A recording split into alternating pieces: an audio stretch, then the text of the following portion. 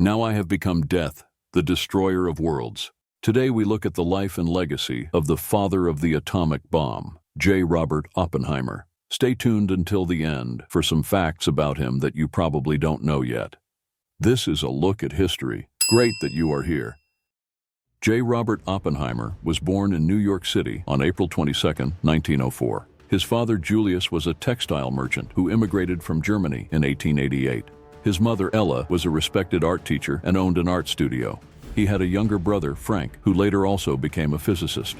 What the letter J in front of his name stands for has not been conclusively clarified. According to many sources, Oppenheimer's birth certificate states that his name was Julius Robert, as does a letter from the Ministry of War regarding security clearance from 1944. According to Oppenheimer himself, however, the letter has no meaning, and he insisted throughout his life that the J had no significance. He even confirmed this in writing to the U.S. Patent Office in 1946.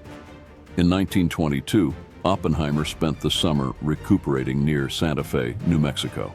He took a liking to the area and later returned there again and again for periods of relaxation. 20 years after this stay, he would not only visit New Mexico in his free time. During his studies, he learned from the best minds in physics of his time at renowned institutions. During his first 3 years at Harvard, however, he majored in chemistry before switching to physics. Further stations were Cambridge University and, from October 1926 to June 1927, the University of Göttingen in Germany. At that time, the most important research institution for atomic physics, Oppenheimer met important scientific personalities here. Werner Heisenberg, Niels Bohr, and Enrico Fermi are just a few of them. During this time, he gained a reputation as in the field of quantum mechanics and received his doctorate with distinction under Max Born. At that time, Oppenheimer was just 22 years old, and his doctoral thesis was only 25 pages long. However, these were quite something and laid the foundation for Oppenheimer, soon being regarded as one of the leading experts in quantum mechanics. In the following years, Oppenheimer worked at Harvard, the CIT in California, Berkeley, and Caltech in Pasadena.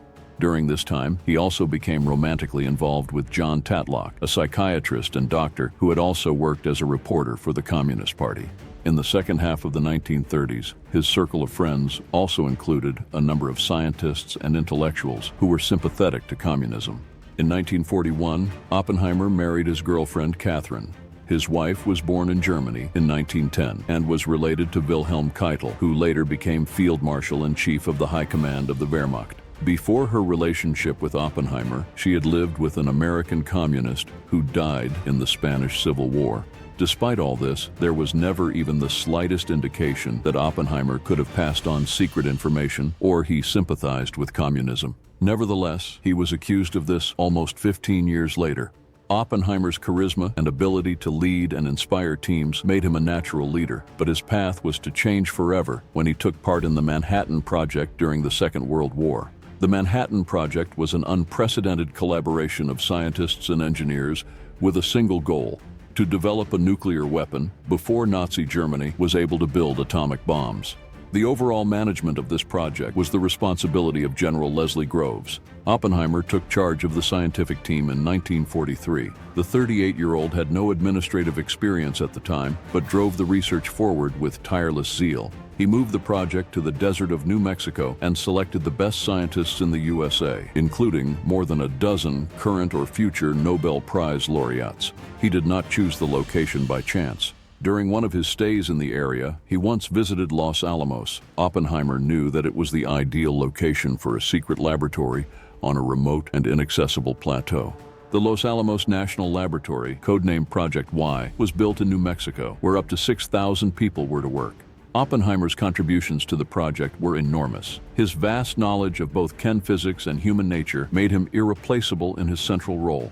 Within 27 months, the scientists succeeded in developing the world's first atomic bomb, and the first two were completed for the military. Without Oppenheimer, we can assume that the first nuclear bomb would not have been invented, or at least not in July 1945. On July 16, 1945, the world witnessed the Trinity test, the first successful detonation of an atomic bomb. Oppenheimer's work had reached a turning point, but also triggered a moral crisis. He realized the immense power he had unleashed and was plagued by feelings of guilt. Now I have become death, the destroyer of worlds. Oppenheimer said this, knowing that the world would no longer be the same. He took the saying from a Hindu scripture he read. Less than 4 weeks later, the atomic bombs dropped on Hiroshima and Nagasaki not only ended the Second World War, but also marked a turning point in human history. The world was confronted with the terrible consequences of nuclear power, and Oppenheimer was deeply shocked by the role he had played. After all, even the design of the Fat Man atomic bomb was made and patented by him. On October 16, 1945, Oppenheimer, along with scientists, engineers, military personnel, and other employees of the laboratory, received the Army-Navy E Award for the successful completion of the Manhattan Project. On the day of this event, Oppenheimer resigned from his positions at Los Alamos.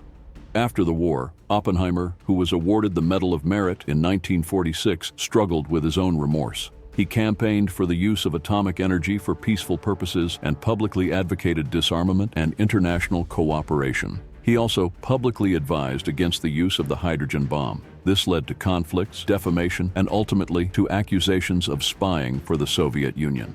The chairman of the American Atomic Energy Commission, Lewis Strauss, played a major role in this. Oppenheimer was summoned to a security hearing in Washington, D.C. in the spring of 1954. In his past, Oppenheimer had contacts with communists such as his ex-girlfriend Jean Tatlock and his brother Frank Oppenheimer. Former acquaintances and students from the 1930s, when he taught in California, were also named. The FBI had kept a file on Oppenheimer since the early 1940s. However, no concrete evidence was ever found. While he was acquitted of charges of treason and espionage, he was accused of damaging the interests of the USA. This was based on his statements about the use of the hydrogen bomb.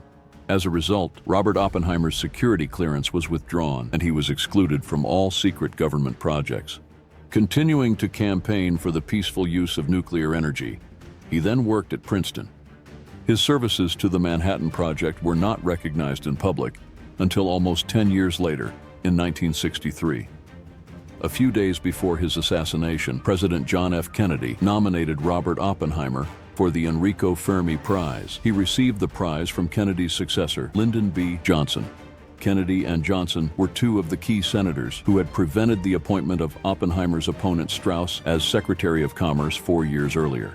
J. Robert Oppenheimer, a lifelong heavy smoker, died of cancer in his sleep on February 18, 1967. He was 62 years old.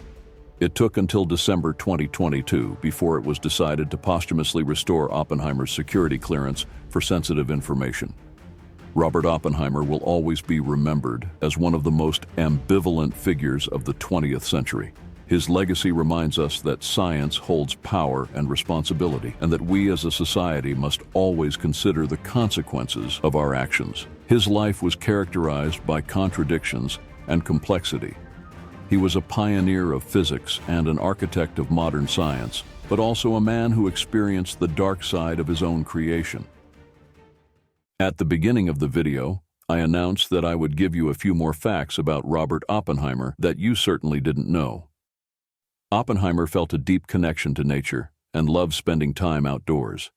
He enjoyed long walks and hikes and was fascinated by the beauty and diversity of the natural world. He found solace and inspiration in nature and saw it as a source of renewal and peace in an often hectic and chaotic world. J. Robert Oppenheimer was proficient in several languages, including German, French, Italian, Sanskrit, and also he had some knowledge of Chinese and Japanese. In addition to his scientific work, he was strongly influenced by mystical and philosophical ideas. He studied works from various religious and philosophical traditions, from Eastern philosophies to Western thinkers such as Nietzsche and Heidegger, and was fascinated by questions of existence, consciousness, and the universe.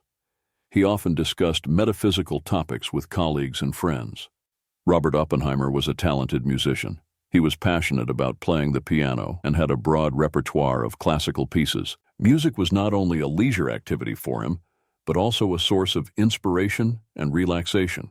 He enjoyed playing music and attending concerts to take a break from the world of science and gain new perspectives. Oppenheimer had a deep love of literature. He was very philosophical about works, was also interested in novels and poetry, and appreciated the power of language and expression. Oppenheimer often quoted from literary works in his lectures and conversations, and found inspiration in the thoughts and ideas of great writers and poets. Thanks to his good knowledge of foreign languages, he was able to read the works of great authors in their original language.